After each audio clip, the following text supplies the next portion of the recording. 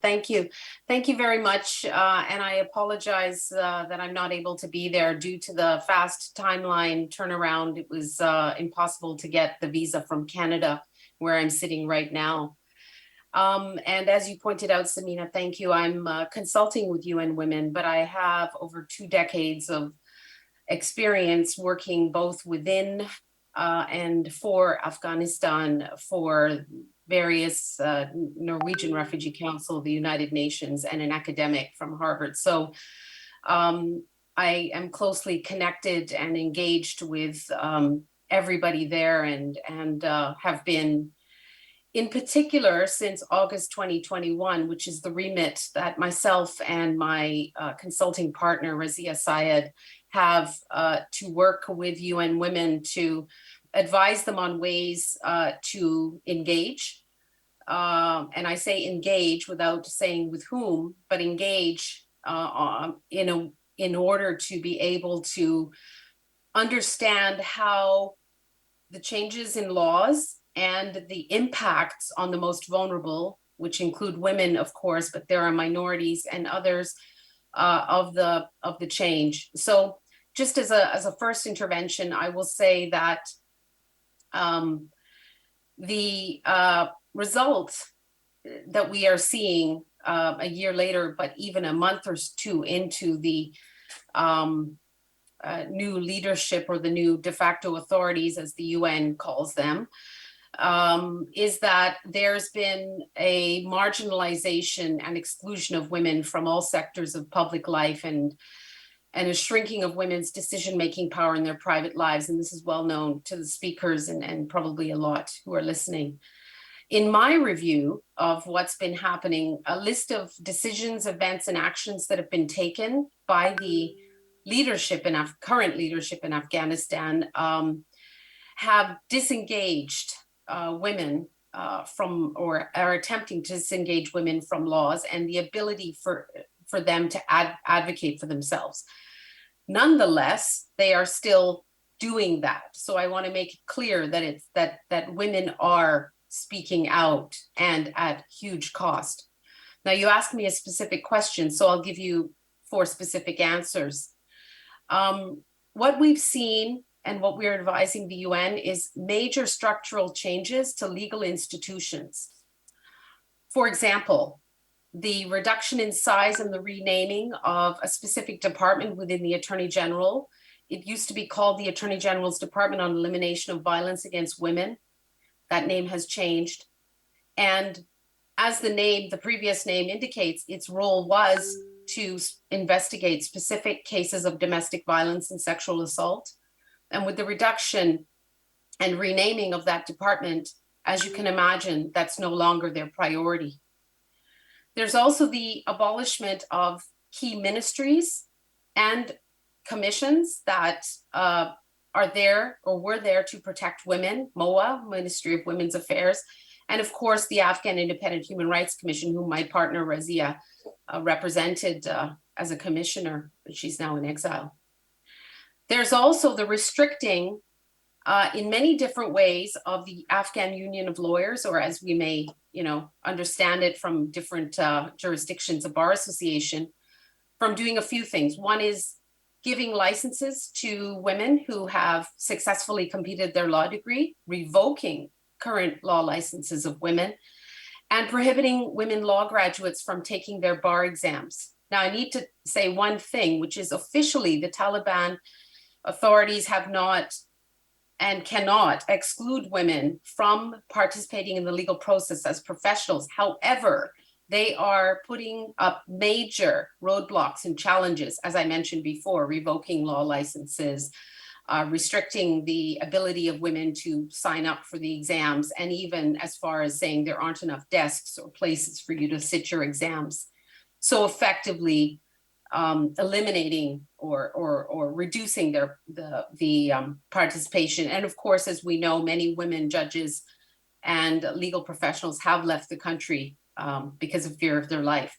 The second major area are revisions, reversals, and abolishment of laws that were in existence for even prior to the 20 years that I've been engaged in Afghanistan, but also were considered successes or achievements during the last 2 decades.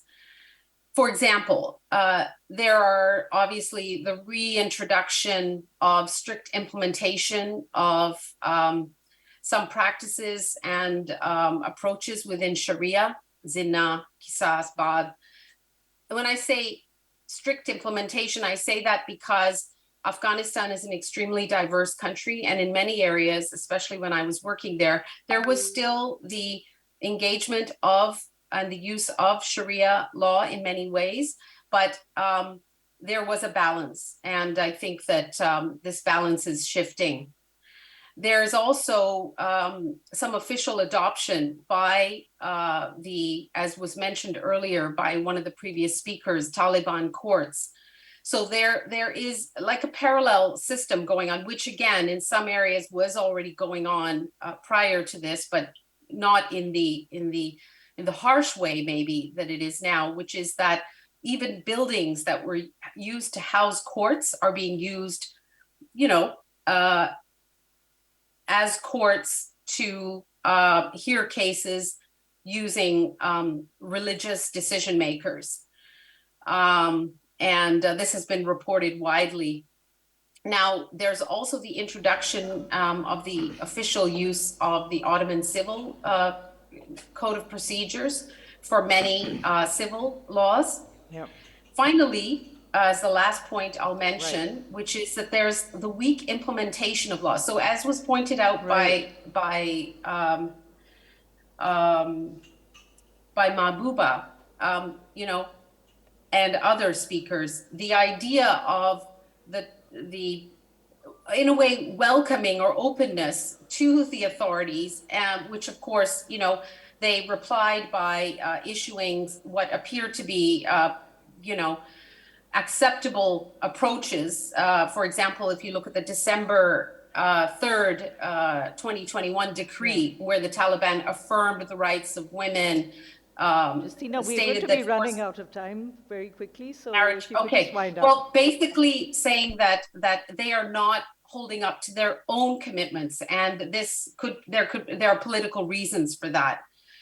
So when it comes to the official changes in laws and the bolstering of traditional practices that keep women away from public life, like the overuse of mahram and some other things, it makes it impossible for women to participate. And the fallout, that is the fallout of giving that much power to that kind of a system. I do feel the need to say and to clarify, I think from my bio, I am a consultant with UN Women. So I do not represent Alison or anyone at UN Women politically or diplomatically.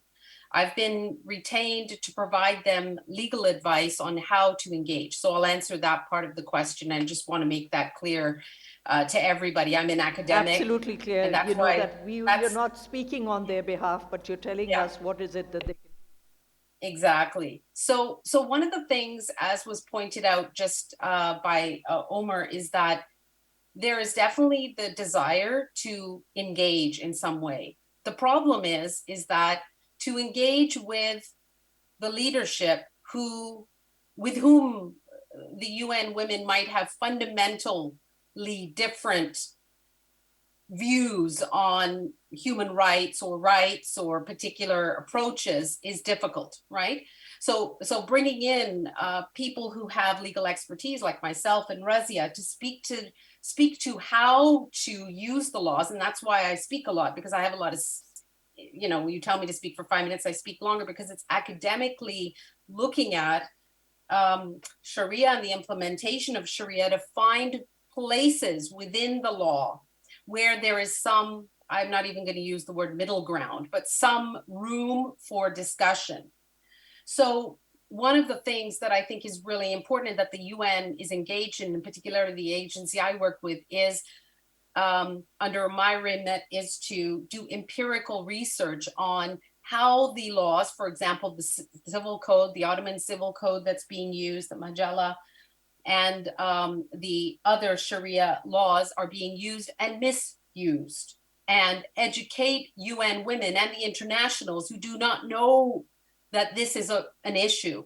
So that's one thing. The second thing is, once that is understood, to find the forum to engage with those who are within the Taliban ranks, who wish to, with whom discussion can be had. At this point, and again, the UN women leadership can answer this better than me, trying to find someone to discuss these matters with is very difficult because of the way the leadership is structured.